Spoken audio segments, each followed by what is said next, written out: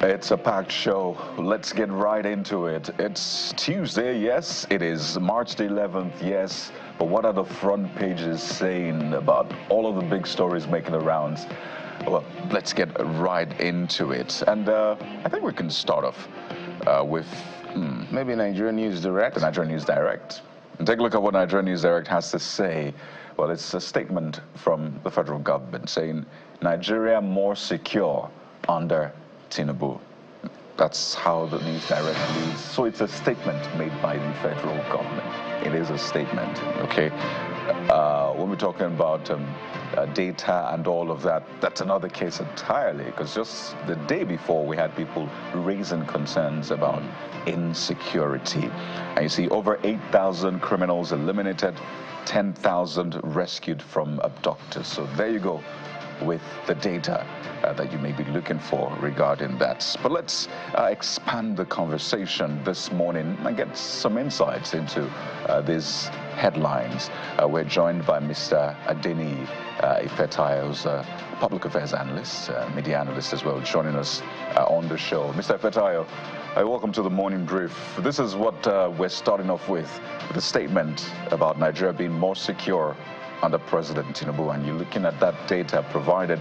Over 8,000 criminals eliminated, 10,000 rescued from abductors. And we've had this conversation time and again with experts who say that, well, yes, this is true, but we're seeing an uptick also in terms of the fatalities, really. Just yesterday, I said that some of the clerics complained about security getting worse. You recall a priest was recently killed. We've seen abductions time and again. So how do we balance this? Because for some people, they have their reality staring at them in the face, and the government saying, well, we have data to also back our own side of a story. Good morning, can you hear me? Yes, please. Oh, okay. Well, of course, if you don't blow your trumpet, we will blow it for you. I think that's what federal government is trying to do. But looking at what has happened in the last few weeks, few months, I don't think Nigeria is more safe anyway. But if they said because of what they met on ground, the situation they inherited, and they are fear better, well, that is to them. And that's why some of these data, they are not opened. You know, some of their operations, they are not opened, and some of the casualty that are being recorded, if you have to just oppose it with what they have said, I don't think they've really done enough. We should just pray that they can do better if they feel that they have done better than what they have done before. But to Nigerians, come on. A whole priest will be kidnapped and killed, you know, life will be lost.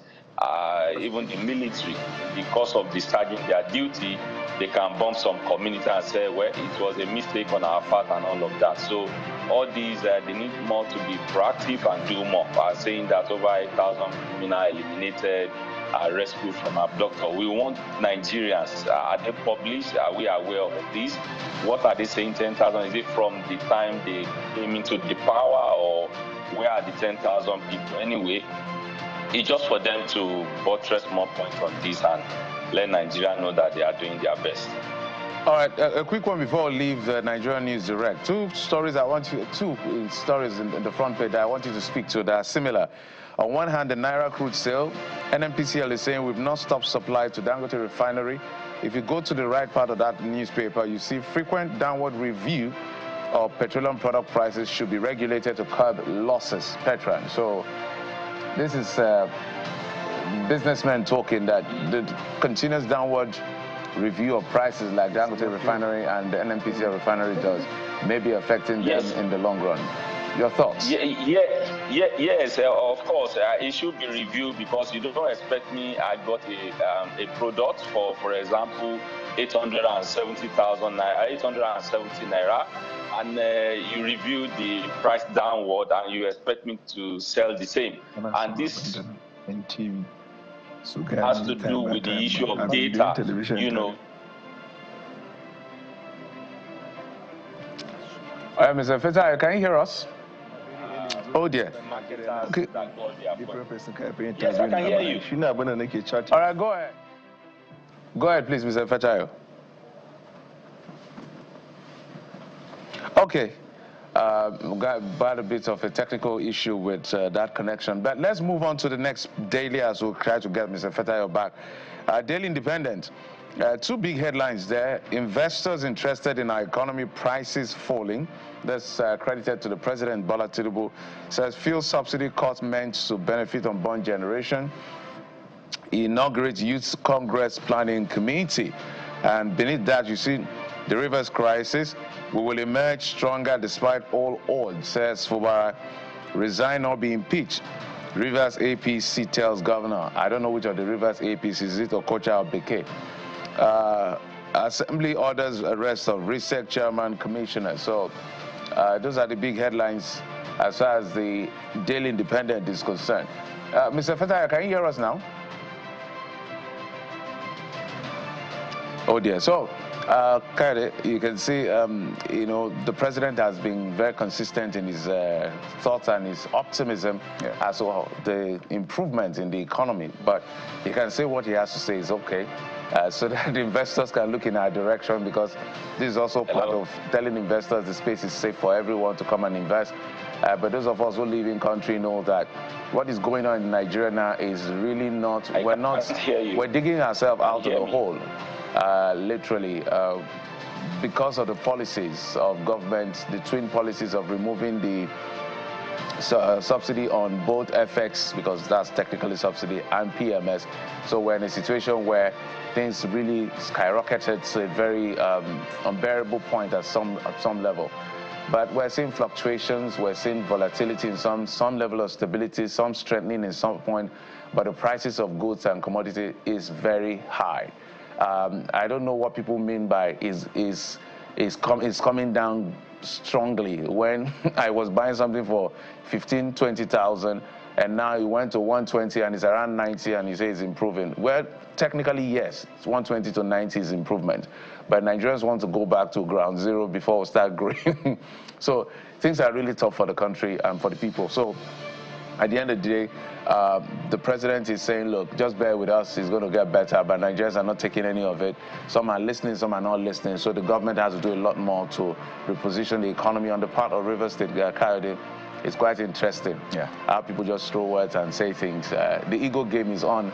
I suspect, I don't know who said this, whether it's your coach or I hardly think that Beke will say this, but whoever said it, I don't know whether it has gotten to this point of calling the governor to resign. But there's an ego game being played. Well, he had that's the Okocha group. Never mind, Mr. Fetayo, that will be resolved. But the Okocha group had said that had called on the governor to resign or be impeached or something of that nature. And you clearly see some things and you want to chuckle, or you also want to take it serious, but haven't seen the episode playing out. You're like, you know what, can we just resolve all these things? Can we just stop talking for a bit, stop all of the back and forth, resolve it in-house? We're adults, we're crying out loud. Resolve it, and then let's come out and say, this is the decision we've made, and let's stick by it, that's all. I just think everybody should drop their ego at this point. Everybody should drop their ego, get into the room and have a conversation.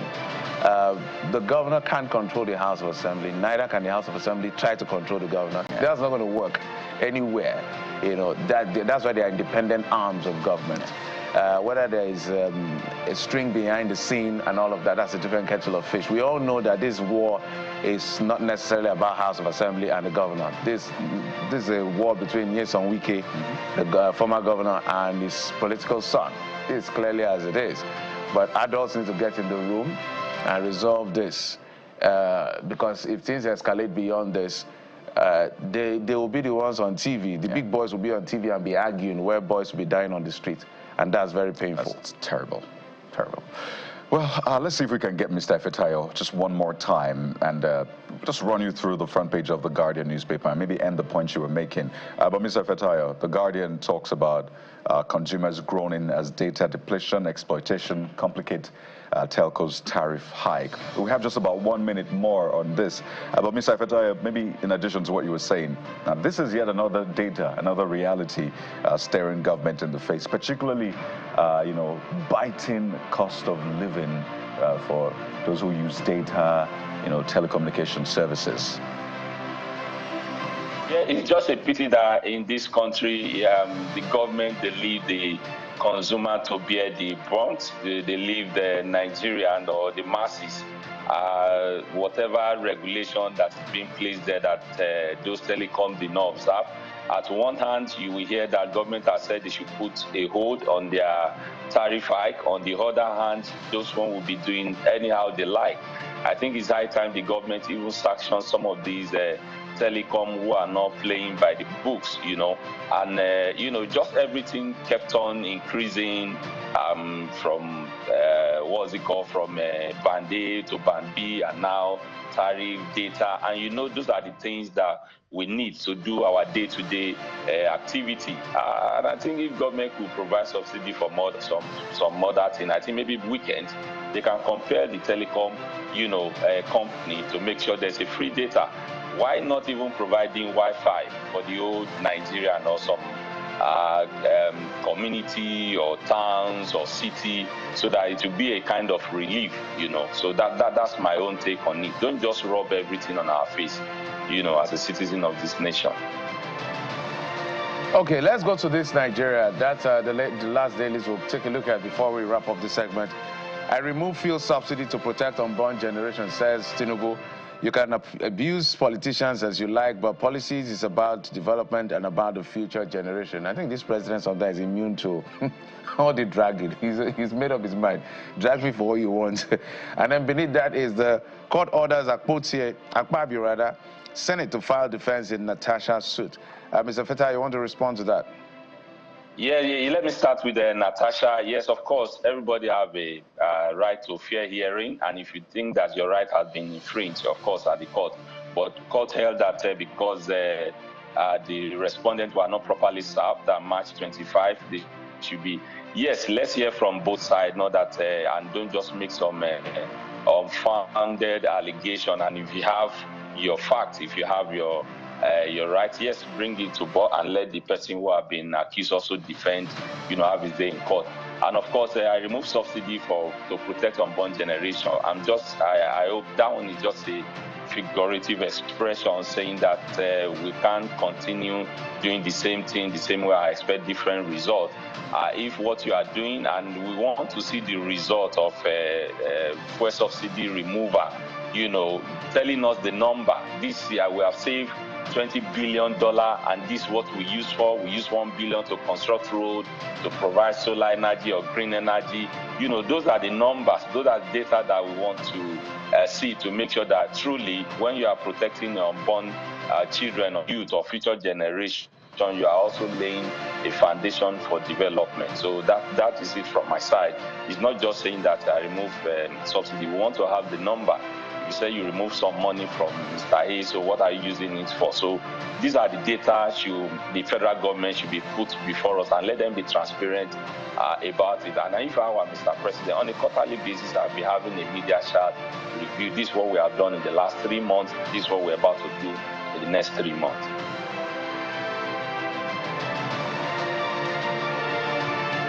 We have to thank you so much, Mr. Adeni Fetayo, for your contributions. Clearly, it's going to be an intriguing one. But thank you for your time. Wish you the very best, Mr. Adeni Fetayo, media analyst, joining us for the newspaper review. So from the dailies, let's head over to what you've been saying. We're starting off on the show this morning, yes, with the exit of the former governor of Kaduna State, Malam Nasir El-Rufai, from the APC, moving to the SDP. Quite all right, and that will be in just a moment. But what have you been saying about that before we get insiders to speak to you? Mr. Daniel Bwala will be joining us very soon. We have, in fact, a whole panel on the show. But let's begin with Ufoma Matthew, and this is on X, responding to Mr. El-Rufai dumping the APC, as they always say, and joining the SDP. And Ufoma Matthew says he has been patient enough with the APC. And this user believes that the APC has been exhibiting a nonchalant attitude towards him. But the question is, does joining politics mean one must remain a politician all through their lives? This user says, I should think that creating an avenue that makes him give back to the society will give him a greater level of peace. Okay, the next one is coming from, you call yourself possibility thinker. Considering the strength of the SDP and the aspiration of Malam, I think he has again made a very big mistake. Those around him should tell him that it's either LP or PDP. No matter it's coming near the shadow of APC. Not this time. I'm not sure what you mean, but I think we'll get your message. All right. Moving on to the next talking point now, and this is about Rivers State politics. Let's just touch on that, which of course we'll get into on the show much later, and it's the whole resignation call on Governor Fubara. That's from the APC, the Tony Okocha-led APC, telling Governor Fubara to resign within 48 hours or be impeached. There's been a lot of ultimatum coming from Rivers States.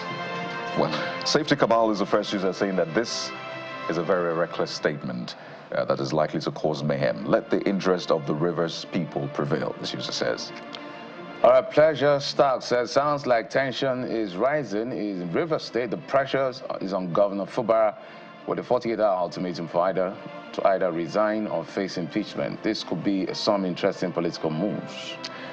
So while we keep watch on all of the things playing out in Rivers State, there's also the NNPC conversation, right?